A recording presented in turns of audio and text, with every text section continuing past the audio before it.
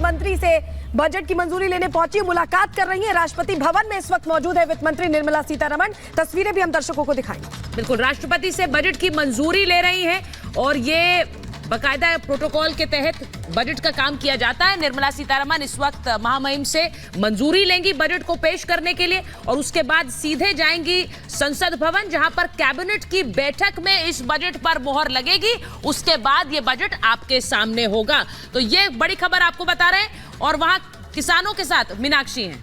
और ये राष्ट्रपति भवन की तस्वीरें मैं आपको इस वक्त दिखा रहा हूं। रायसीना हिल्स पर राष्ट्रपति भवन, यहीं से काफिला निकलेगा किसी भी वक्त वित्त मंत्री का, जो इस वक्त राष्ट्रपति भवन के अंदर मौजूद हैं, और यहीं से उनका काफिला पहुंचेगा संसद भवन। और ये तस्वीरें हम आपको दिखा रहे हैं बजट की कॉपी। संभवतः ये जो आप देख रहे हैं संसद भवन परिसर के अंदर ट्रक खड़ा है, ये जो आप निकलते देख रहे हैं, ये बजट की कॉपीज हैं जो संसद भवन लाई जा रही हैं। वित्त मंत्री पहुंचने वाली है, कैबिनेट की मंजूरी होगी और उसके बाद 11 बजे का वक्त है जिस वक्त बजट पढ़ना शुरू करेंगी वित्त मंत्री। नई संसद भवन में बजट पढ़ेंगी। वो ये आप राष्ट्रपति भवन का फ्रेम देख रहे हैं, यहीं से वो काफिला निकलेगा वित्त मंत्री निर्मला सीतारमण का। और निर्मला सीता, ये वो तस्वीर है जिस वक्त वो पहुंची थी अपनी बजट टीम के साथ, फोटो सेशन हुआ था और उसके बाद राष्ट्रपति भवन पहुंची हैं। सभी की नजरें निगाहें इस बैग पर है कि आखिर आपको याद होगा इससे पहले 2 घंटे 42 मिनट का बजट भाषण पढ़ चुकी हैं निर्मला सीतारमण। और ये हर बार की तरह ये आप देख रहे हैं बजट की प्रतियां संसद भवन पहुंच चुकी हैं। तो बजट की प्रतियां संसद भवन पहुंच चुकी हैं। ये तस्वीरें, और मौसम भी ठीक नहीं है तो वहां तस्वीरें जरा आप देख रहे हैं, बहुत सुरक्षा में रखी जाती हैं बजट की ये प्रतियां, और वहां पर बारिश हो रही है। थोड़ी देर बाद निर्मला सीतारमण पहुंचेंगी और फिर इस बजट में क्या है पता लगेगा। मीनाक्षी के पास जा रहे हैं। मीनाक्षी, जहां आप मौजूद हैं, जरा बताइए, कहा जा रहा है कि किसान सम्मान निधि जो अभी 6,000 है उसको डबल तक किया जा सकता है, ऐसी सूत्रों के हवाले से खबर आ रही है। किसानों से पूछिए इसका असर क्या होगा उन पर। बिल्कुल, हम किसानों से ही पूछते हैं कि इसका असर क्या होगा। ये बताया जा रहा है, ये जानकारी मिल रही है कि जो किसान सम्मान निधि 6,000 तक मिलती है उसे बढ़ा करके डबल तक किया जा सकता है। किसानों को जेब में कितना ज्यादा फायदा पहुंचने वाला है इस किसान को?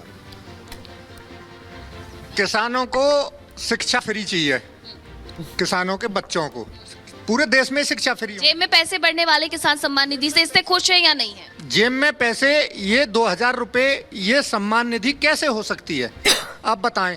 किसान को 2,000 रुपए तो 1 कुंटल पे कम दिया जा रहा है। एमएसपी अभी बढ़ जाएगी तो खुश हो जाएंगे। एमएसपी दिया जाए, किसान को एमएसपी गारंटी किया जाए, किसान को एमएसपी की गारंटी की जाए, किसान की ये सम्मान निधि होगी, किसान के उपज को खरीदा जाए। आप चाहते हैं कि एमएसपी बढ़े और रेट जो है वो फिक्स हो जाए। किसान सम्मान निधि अगर 6,000 से बढ़कर के 12,000 हो जाती है, जो सूत्र बता रहे हैं, कितनी खुशी। पहली बात तो किसान सम्मान निधि मिल ही नहीं पा रही है, आप 6,000 की बात कर रहे हो। दूसरी बात, सबसे बड़ा जो मुद्दा है वो हमारा आवारा पशुओं का है। आप बार बार किसान सम्मान निधि की बात कर रहे हो। आवारा पशु, किसान ने यहाँ जमीन उगा रखी है और उसको आवारा पशु बर्बाद कर देते हैं। उसी को बचाने के लिए किसान क्या है, तारबंदी करता है। आपका मुद्दा है कि आवारा पशुओं को लेकर के बजट में प्रावधान किया जाए। सूर्य मैथिल जी हमारे साथ है, पॉलिटिकल एनालिस्ट है। किसानों को उम्मीद है और सरकार से उम्मीद लगाना गलत भी नहीं है। हम आपके पास वापस लौटेंगे। दीपेश हमारे साथ जुड़े हुए हैं। दीपेश, सरकार इस बार ज्ञान फॉर्मूले पर काम करने की बात कर रही है और गीता फॉर्मूले पर काम करने की बात करी है। कितना इफेक्टिव होगा, और क्योंकि छोटा बजट है तो क्या इसकी झलक यहां पर देखने को मिलेगी या जुलाई में ही दिखेगी? बिल्कुल, देखिए, और अगर इस बात के संकेत जो हैं वो सलोनी प्रधानमंत्री नरेंद्र मोदी के उद्बोधन से ही साफ होते हुए दिखाई देते हैं। यहां तक कि राष्ट्रपति ने भी सदन में इस बात का जिक्र किया था। नारी शक्ति को लेकर इस बार के बजट में बहुत ज्यादा फोकस अब सरकार अब करती हुई दिखाई देने वाली है। कुछ दिन पहले एक सभा के दौरान प्रधानमंत्री नरेंद्र मोदी ने इस बात का जिक्र किया था कि अब हम महिलाओं को अब सशक्त बनाने की दिशा में और आगे कदम बढ़ाने वाले हैं। यहां तक कि इस बात का जिक्र हुआ था कि अब जो बहनें हैं वो लखपति होंगी, यानी कि महिलाओं को कैसे और योजनाओं का लाभ पहुंचाया जा सके, वे कैसे अपने पैरों पर खड़ी हो सकती हैं, और यहां तक कि लखपति दीदियों का भी जिक्र अब जो है वो होता हुआ नजर आता सुनाई दे रहा है। यानी समझा जा सकता है कि इस बार के बजट में महिलाओं पर विशेष फोकस जो है वो रहने वाला है। जिस बात का जिक्र सलोनी आपने किया, ज्ञान, उसमें एन यानी नारी पर फोकस जो है वो इस बार के बजट में रहने वाला है। लेकिन फिर बार बार मैं यही कह रहा हूं कि मौसम भले ही अभी प्रतिकूल हो, लेकिन अनुकूलता की उम्मीद हर इंसान लगाए बैठा है और जिस तरह की बारिश हो रही है वो उम्मीद ये कर रहा है कि 11 बजे जब वित्त मंत्री निर्मला सीतारमण अपना बजट पेश करेंगी तो कई सौगातों की बारिश जो है वो सदन में देखने को मिलेगी आम जनता के लिहाज से, 2024 के लिहाज से। अब देखने वाली बात होगी कि जिस ज्ञान और गीता का जिक्र हो रहा है उसमें किस किस सेक्टर में ज्यादा फोकस होता है। क्या तो जो बात दीपेश बता रहे हैं, दीपेश, लोगों की जो उम्मीदें हैं अब उन पर कितना खरा उतरेगा ये बजट, आम आदमी को शायद इस बात से कोई मतलब नहीं है कि ये एक इंटरिम बजट है, एक अंतरिम बजट है, बहुत बड़ी घोषणाएं इसमें ना हो पाए, वो हमेशा इंतजार करते हैं। लेकिन सरकार को इस बात का ध्यान रखना है कि बहुत सी घोषणाएं इस अंतरिम बजट में नहीं की जा सकती है, लेकिन लोगों को खुश भी करना है क्योंकि चुनावी बजट बार बार कहा जा रहा है, चुनाव से पहले ये बजट है और इसीलिए उस बात का ध्यान रखना होगा।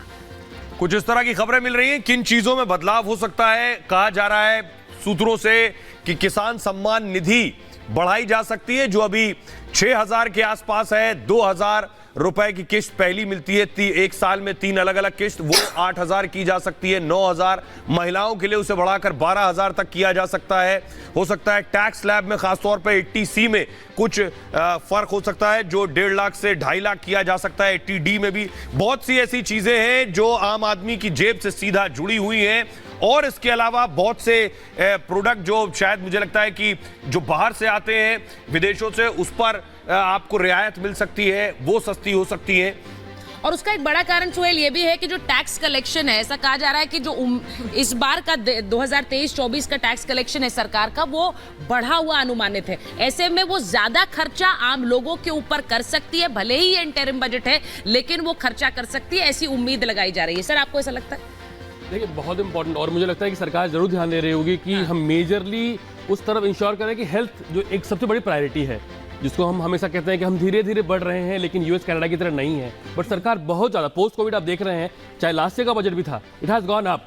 और मुझे लगता है इस बजट से बहुत कुछ हेल्थ की पूरी इंडस्ट्री उनकी तरफ देख रही है, चाहे वो मेडिकल डिवाइसेस जिसकी मैं बात कर रहा था, या हेल्थ की एक्सेसिबिलिटी, कि इंश्योरेंस हर कोई खरीद पाए, उसकी कॉस्टिंग कम हो पाए। सर आप डॉक्टर हैं, आयुष्मान भारत को किस तरह से आप देखते हैं और इसका आपको लगता है इसका जो बेस है वो और बढ़ाया जाएगा और ज्यादा लोग इसके दायरे में आएंगे?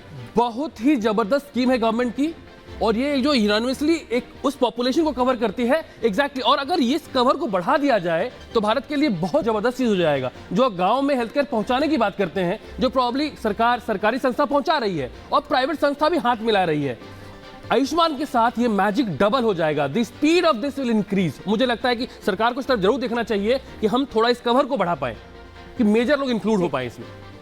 आकृति जी, आप जरा बताइए कि जो 3 F होते हैं, फूड, फर्टिलाइजर और फ्यूल, उसको लेकर कहीं ना कहीं सब्सिडी सबसे ज्यादा खर्च होती है। और जैसा सुचरिता मेंशन भी कर रही थी कि इस वक्त जो हमारा जो पूरा खाता है वो अच्छे से भरा हुआ है, तो क्या कुछ रिलीज होगी सब्सिडी?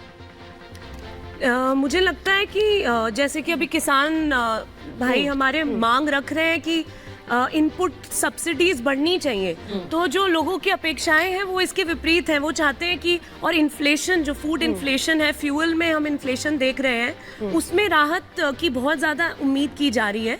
रही बात कि पैसा कहाँ से आएगा, तो कैपेक्स, जो कैपिटल एक्सपेंडिचर है, उसमें हमने लगातार बढ़ोतरी देखी है।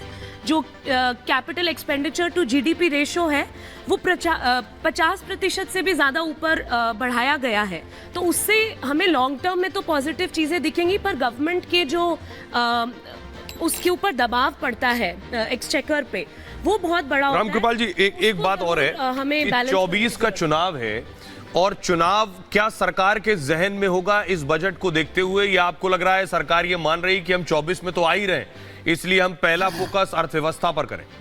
नहीं, देखिए, मोदी जी की जो कार्यशैली रही है पिछले 10 सालों में, उसमें एक अगर आप देखेंगे कि एक कंटिन्यूटी रही है।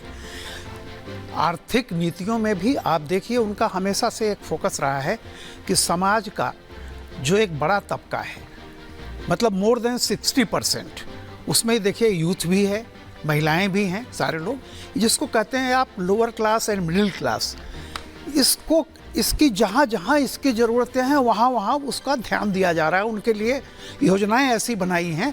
तो मुझे लगता है कि